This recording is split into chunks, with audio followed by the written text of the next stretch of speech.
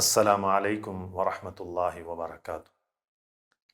ബിസ്മില്ലാ അൽഹംദുലില്ലാ വസ്സലാത്തു വസ്സലാമു അലാ റസൂലില്ലാ വഅലാ ആലിഹി വസ്വഹ്ബിഹി അജ്മഈൻ. അമ്മാ ബഅദ്.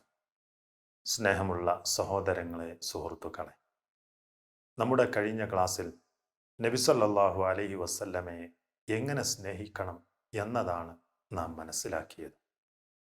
എന്നാൽ ഇന്ന് വലിയ ഒരു വിഭാഗം ആളുകൾ നബി സല്ലല്ലാഹു അലൈഹി വസല്ലമയെ സ്നേഹിക്കുന്നത് അവിടുത്തെ ജന്മദിനം ആഘോഷിച്ചുകൊണ്ടാണ്. അങ്ങനെ ഒരു ആചാരം, അങ്ങനെ ഒരു ആഘോഷം നബി സല്ലല്ലാഹു അലൈഹി വസല്ലമയിൽ നിന്ന് നമുക്ക് യാതൊരു മാതൃകയുമില്ല എന്നാണ് നമുക്ക് മനസ്സിലാക്കാൻ സാധിക്കുന്നത്.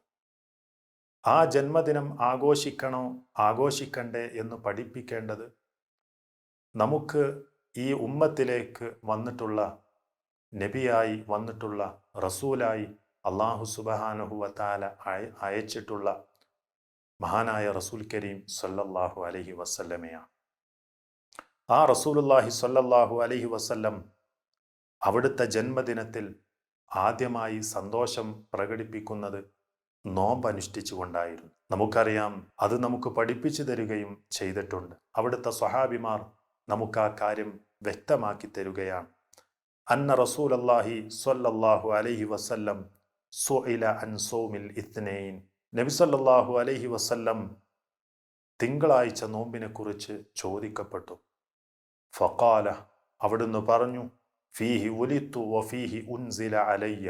ഞാൻ ജനിച്ചത് ആ ദിവസത്തിലാണ്, അതേപോലെ തന്നെ ആ ദിവസത്തിലാണ് വിശുദ്ധ ഖുർആൻ എനിക്കിറക്കപ്പെട്ടതും എന്ന്.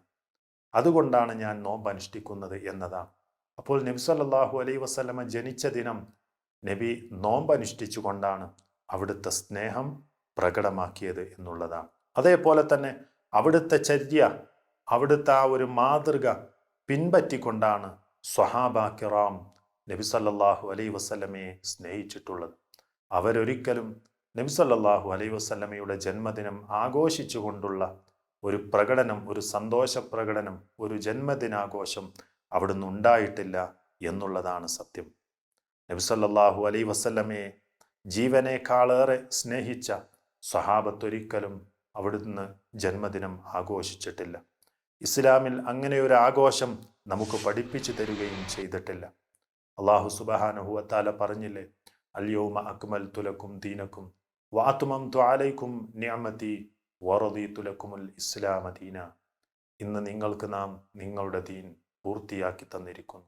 എൻ്റെ അനുഗ്രഹത്തെ ഞാൻ നിങ്ങൾക്ക് പൂർത്തിയാക്കി തന്നിരിക്കുന്നു. ഇസ്ലാം എന്ന ദീനിനെ ഞാൻ നിങ്ങൾക്ക് തൃപ്തിപ്പെട്ടു തരികയും ചെയ്തിരിക്കുന്നു. അതുകൊണ്ട് അങ്ങനെയുള്ള ദീനുൽ ഇസ്ലാമിൽ ഒന്നും അതിലേക്ക് ചേർക്കാനോ അതിൽ നിന്നൊന്നും എടുക്കാനോ നമുക്കാർക്കും അധികാരം അല്ലാഹു തആല നൽകിയിട്ടില്ല എന്നുള്ളതാണ് വാസ്തവം. നബി സല്ലല്ലാഹു അലൈഹി വസല്ലമ പറഞ്ഞല്ലോ, ഇനി വല്ലവനും അതിലേക്ക് വല്ലതും കൂട്ടിച്ചേർക്കുകയാണ് എങ്കിൽ.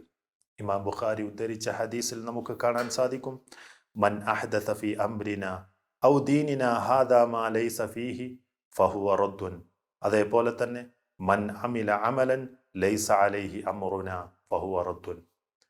നമ്മിലില്ലാത്തത്, നമ്മുടെ ഈ ദീനിലില്ലാത്തത് വല്ലവനും കടത്തി കൂട്ടിയാൽ, വല്ലവനും ദീനായിട്ട് ദീനാണെന്ന് പറഞ്ഞു കൊണ്ടുവന്നാൽ അതിനെ തള്ളപ്പെടേണ്ടതാണ് എന്ന് 1400 വർഷങ്ങൾക്ക് മുമ്പ് റസൂലുള്ളാഹി സ്വല്ലല്ലാഹു അലൈഹി വസല്ലമ പഠിപ്പിച്ചു തന്നിട്ടുണ്ട് എങ്കിൽ, സ്വർഗത്തിലേക്ക് പ്രവേശിക്കാനുള്ള എല്ലാ കാര്യവും റസൂൽ സ്വല്ലല്ലാഹു അലൈഹി വസല്ലമ പഠിപ്പിച്ചിട്ടുണ്ട് എങ്കിൽ, നരകത്തിൽ നിന്ന് മോചനം ലഭിക്കുന്നതായ എല്ലാ കാര്യവും അവിടുന്ന് നമുക്ക് പഠിപ്പിച്ചു തന്നിട്ടുണ്ട് എങ്കിൽ, സഹോദരങ്ങളെ, ആ റസൂലുള്ളാഹി സ്വല്ലല്ലാഹു അലൈഹി വസല്ലമയെയും സ്വഹാബ കിറാമിനെയും നമ്മൾ പിൻപറ്റുക.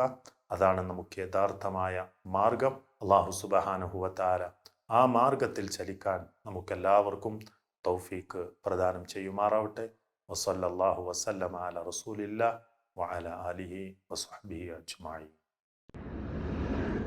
دعاة للهدى دنيا ودينا على منهاج خير المرسلين وبالحسنى نشق سبيل رشد إلى جنات رب العالمين.